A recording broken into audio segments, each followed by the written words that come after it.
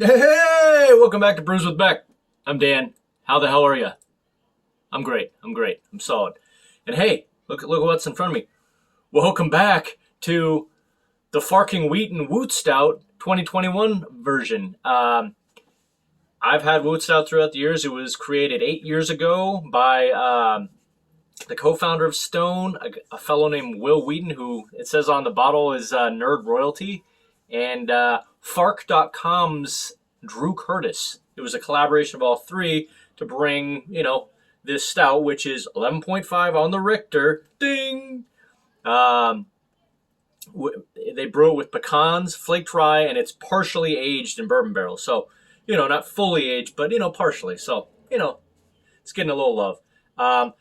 The artwork on the bottle this year is from the hands of Tom Rainey, who has a history of drawing comics at Marvel and DC, from X-Men to Batman. So they change the artwork every year. For you guys who have drinking this before, you kind of know that. And apparently, I don't know my comic books that well, but this is an enormous mecha gargoyle that is protecting the beer. So there you go. Stone Farking Wheaton WOOTStout 2021. 8 years in the making, and this is this year's version. So Stone out of right out of Escondido. I think it's I always want to say San Diego. Let's see, Escondido. All right, yeah, Escondido. I've been there a couple times. I always just think San Diego. Anyhow, yeah, got it. You can get a 6-pack of this for pretty solid, like $18.99 for this. So figured I'd give this one a shot this year. Try it as I do usually. Usually pretty good value. So anyway, my boy John's here drinking with me. Got my Forever Buffs drinking here with me. Load up to Dylan, Colorado, and my son Dylan, and let's do this, shall we? And do me a favor right now. There's a like button directly below me. Please crush it right now. Just a small favor, and please subscribe and put the notification bell on. If I can say that while I pour a beer, that's some talent. Boom. Yeah, so there's your enormous mecha gargoyle. I'm probably saying it completely wrong, but good times. Thanks, fellas, for all that good stuff. Smelling kind of cocoa right off the bat. It's not always easy for me to detect, pecans in here. Let's see. Pecans flaked rye. So we got a little flaked rye in here. Or wait, almost took a sip. Yeah, just smelling a lot of chocolate and cocoa so far. So no words, just emotions. Let's go.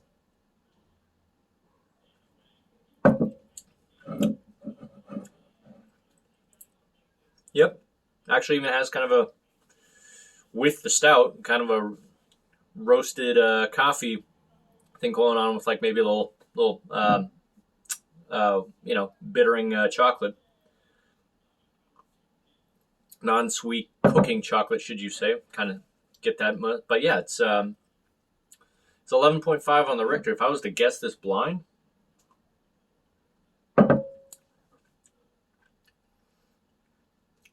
definitely wouldn't have said that. I would have said it does taste not as big as that.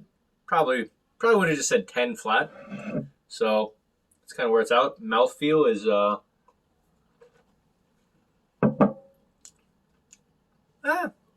about 40%. It's definitely chewier than a Corona.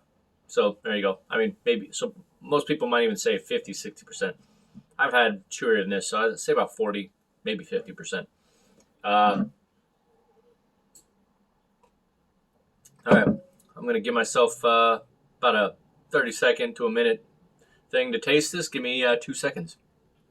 All right. So, and by the way, shout out to Eric, where I got this at Ringside Liquor, Studio City. Thanks for the beer, as always. You should go there if you're around Studio City. Great liquor store. Anywho, so yeah, this almost could. I mean, it's just big enough to where I'd probably still guess it was a stout, but it's like I could have definitely said if I didn't know what this was, just a really heavy porter. It's got It's supposed to have pecans, flaked rye, and partially aged in bourbon barrels. I don't really get the like. I would have never guessed this was barrel aged or whatever. I just would have thought it's got like kind of like toffee, caramel, kind of bitter, roasty coffee and chocolate, like non-sweet chocolate, all kind of going in that. Where it kind of just it's a man stout. It's definitely not super sweet at all. It's very on the roasted bitter coffee and chocolate with a little toffee and caramel. That's just reiterating. So it's always tough for me to really get rye. Like I'll have to taste more rye. I do here and there, but maybe a little. I don't know. But yeah, dry for sure. Yeah, but still definitely enjoying it. I'm a big dark, just straight black coffee guy. Usually with a little ghee. That's the butter that I'm weird about putting in my coffee. But usually I just drink straight black coffee. So this is still right up my alley. I mean, it's just got a nice subtle sweetness of that caramel and toffee to go along with kind of the dry, bitter, chocolate and coffee. So pretty good, and it comes off fairly smooth. Feels like 10%, even though it's 11.5. So get you, buzzed and messed up real fast if you're not careful. All right, so Stone Farking Wheaton WOOTStout 2021 on a grade from stellar down to a hell no.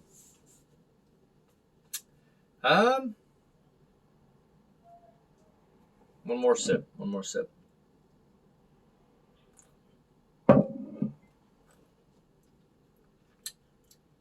Yeah, I'm gonna go.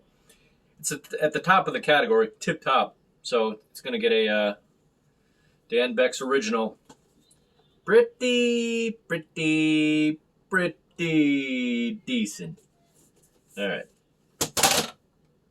Which basically means, high A minus. Very, very good. But again, so you can get a 6-pack of this for, at least I got over there for like, $18.99. So value was great on it. So I will absolutely still possibly grab more of these just because, to get 6 bottles of this for, 11.5%, slightly barrel aged with a pretty nice, coffee and chocolate, toffee kind of flavor going to it. Pretty good. So there you go. That is 2020-21 WOOTStout with the Mecha Gargoyle protecting my beer. John's already protecting it, so I don't really need it, but, it's cool. So, all right. Trying to think what my next one is. I'm still a couple away from doing the back pew tour out of Houston, but I'm let's see, what do I got? Yeah, I think I've got a Michelada beer, and I've got that Old Rasputin that I want to review. So there you go. Big ups to yourself. Enjoy your cold beverages. Try the WOOTStout. It's a great value, great beer for what it is, and we'll see you out there. Peace. Okay.